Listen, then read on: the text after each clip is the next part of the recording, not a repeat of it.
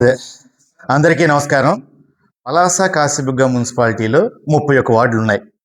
ఈ 31 వార్డులకి పలాస కాశీబుగ్గ మున్సిపాలిటీకి సంబంధించి 17,000 ఇళ్ళు. యాజ్ పర్ మున్సిపాలిటీ లెక్కల ప్రకారం 17,000 మంది హౌస్ ట్యాక్స్ కడుతున్నాం, ఆస్తి పన్ను కడుతున్నాం మనం.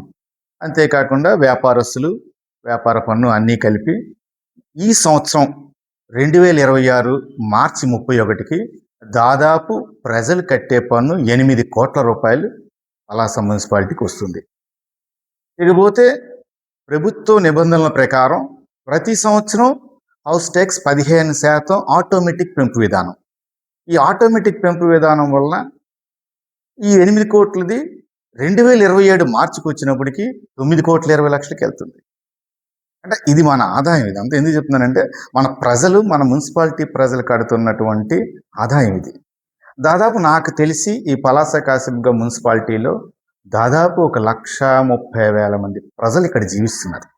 ఖచ్చితంగా అంతమంది ప్రజలు జీవిస్తున్నటువంటి నివసిస్తున్నటువంటి పలాస మున్సిపాలిటీలో శానిటేషన్ కోసం మనం మాట్లాడుకుంటే శానిటేషన్ సిబ్బంది నాకున్న సమాచారం ప్రకారం ఒక 80 మంది నుంచి 85 మంది వరకు ఉన్నారని తెలుస్తుంది.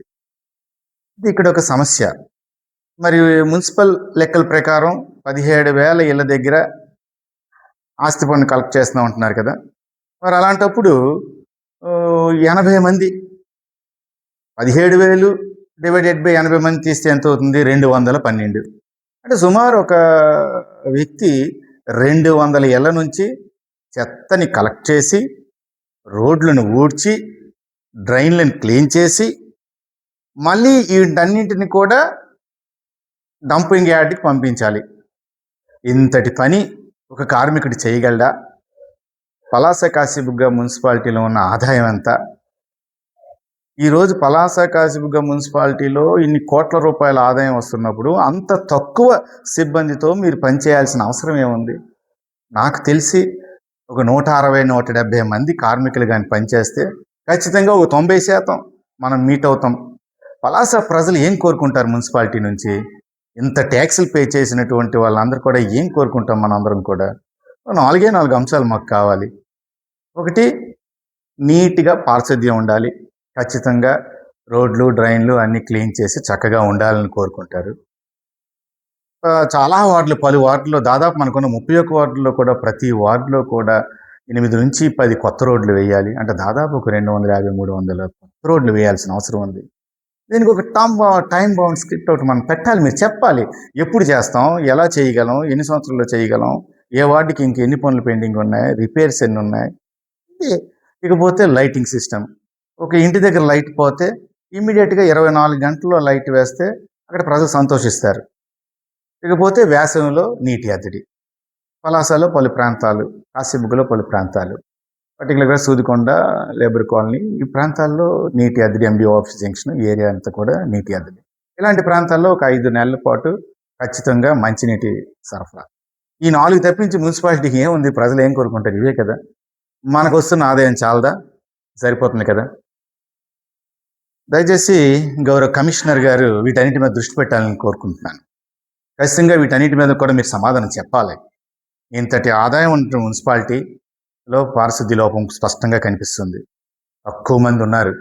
80 నుంచి 85 మంది పనిచేస్తుంటే దాంట్లో 10 మందో 15 మందో రోజు యాబ్సెంట్స్ ఉంటాయి. కామన్గా వాళ్ళకి ఆరోగ్యం బాగలేక ఏవో రకరకాల కారణాలతో సుమారు ఒక 60 మందే మనకి పనిచేస్తున్నారు.